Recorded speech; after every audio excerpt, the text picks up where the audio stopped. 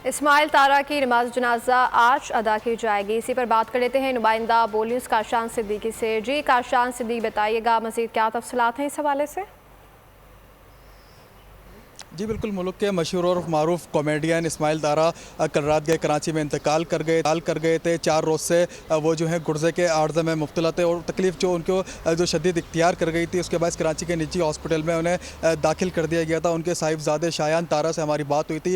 उनका ये बताना है कि वालिद साहब को जो है यूरिन प्रॉब्लम थी और गुर्दे में जो थी प्रॉब्लम थी, जिसके बायस उन्हें कराची के निजी हॉस्पिटल में दाखिल किया गया था, जिसके बायस वो इंतकाल कर गए हैं। और साथ साथ अगर उनके फ़िल्मी कैरियर के हवाले से मैं आपको बताऊँ, उन्होंने पाकिस्तान के मशहूर और मारूफ ड्रामों में भी काम करा है, जिससे उनको शहरियत मिली, शोहरत मिली, जो कि 50-50 ड्रामा जो था, जो हर पाकिस्तानी जो है जानता है, देखता है, उससे उनको शोहरत मिली। और साथ साथ मैं आपको ये भी बताऊं, उनके बेटे जो है साहिबजादे शायान तारा से हमारी बात हुई है। उन्होंने बताया कि वालिद साहब की नमाज जनाजा जो है आज बाद नमाज जुम्मतुल मुबारक जो है शहीद मिलत रोड पर वाक़ मेमन पहाड़ी मस्जिद में अदा की जाएगी। जी अच्छा काशान सिद्दीकी, ये बताइएगा कि हुकूमत की जानिब से कोई नुमाइंदा जो है वो इस जनाजे में शरीक होगा, क्योंकि एक मारूफ अदाकार थे।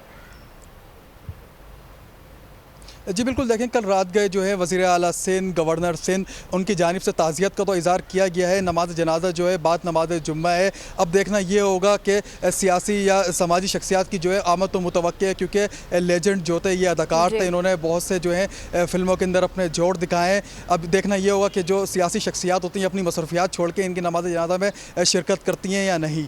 ठीक है काशान सिद्दीकी, हमें अपडेट कर रहे थे, आपका बहुत शुक्रिया। अगर आपको हमारी ये वीडियो पसंद आई है तो लाइक पर क्लिक कीजिए।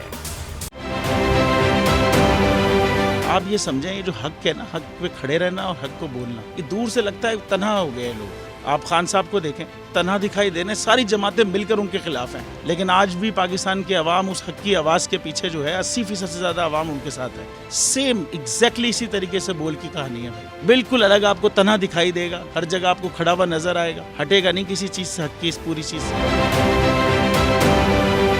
जाली केस है ना, ये हम पे उस वक्त बनाए गए थे जब हुकूमत यही थी, इन्हीं लोगों की हुकूमत थी ना। और ये जाली केस, इनको मैं नहीं कह रहा इस केस को जाली केस, इनको पाकिस्तान में क्या पूरी दुनिया में एक ऐसा शिकायत कुंदा नहीं मिला, एक ऐसा कंप्लेनेंट नहीं मिला जिसने ये कहा हो कि हमारे साथ फ्रॉड हुआ है। तो ये खुद ही बन गए कंप्लेनेंट, और ये खुद ही इन्होंने खुद ही इन्वेस्टिगेशन की, उसकी खुद ही तफ्तीश भी की, यानी कि कंप्लेनेंट भी है, इन्वेस्टिगेशन ऑफिसर भी है, और इन द एंड इन्होंने फिर उसके बावजूद ये कोर्ट में जमा कराया कि जी ये केस जाली केस था। ये मेरी बात नहीं है, ये इनके इन्वेस्टिगेशन ऑफिसर की बात है।